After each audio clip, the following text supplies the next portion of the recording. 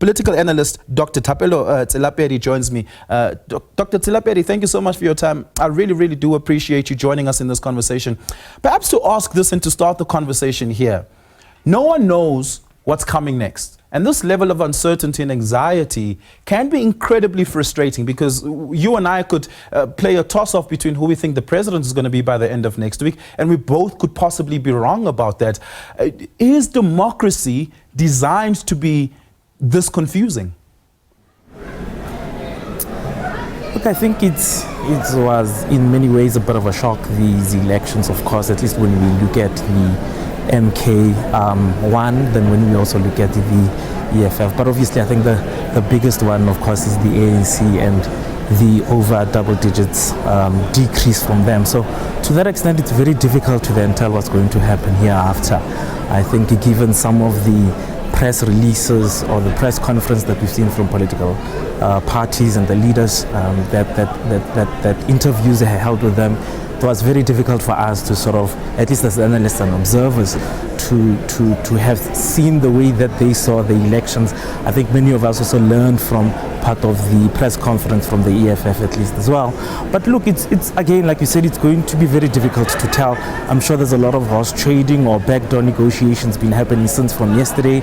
You saw that at least with the DA on the one hand, Helen Zille, I think 2 days ago, talked about, well, really the focus is going to be on the multi-party charter. But then the next day, then Steenhuisen said that everything is on the table. I think we heard the EFF through President Malema similarly echoing those sentiments, that anything is really open. So it goes to see. I mean, let's see what happens when they constitute parliament, when they declare the end of this vote and the counting of them, and then what happens. Are these political parties able to bring the interests of South Africa first, as they sort of look at what sort of coalitions, who becomes this and that, whether parliamentary secretary or speaker, or then effectively executive president? Let's talk about this. You raised the point of horse trading there, right? How important is it? And typically horse trading by definition happens in the shadows, happens behind closed doors. How important is it that this level of, if there is to be any sort of positional horse trading to take place, how important is it that it happens transparently and out in the open, where parties really say, this is what we had asked for from this particular party in this meeting, or perhaps to even have these meetings and negotiations happen out in the open? I'm pretty sure we could all televise and broadcast these negotiations if they were to take place out in the open like that. How important is that level of transparency at this moment? Or will political parties find that it will limit, hamstring them, and as well as compromise their ability to speak to other parties after the fact, should the first set of negotiations fail? Look, I don't think we're going to be privy to a lot of the discussions, but I think here on the floor at the Rock, there has been quite a lot of clear articulations from political parties. We saw that the Patriotic Alliance talked clearly that for them it's about issues around immigration, and how do you deal with those issues around immigration.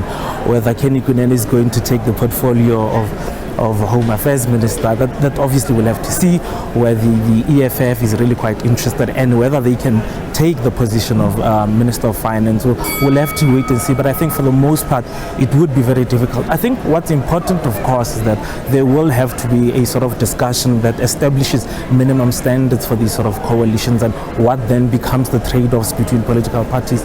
But if I may say one more thing, I think the issue around, obviously this is a provincial and national elections, and of course you see that there are different sort of coalitions and arrangements as well at local government level.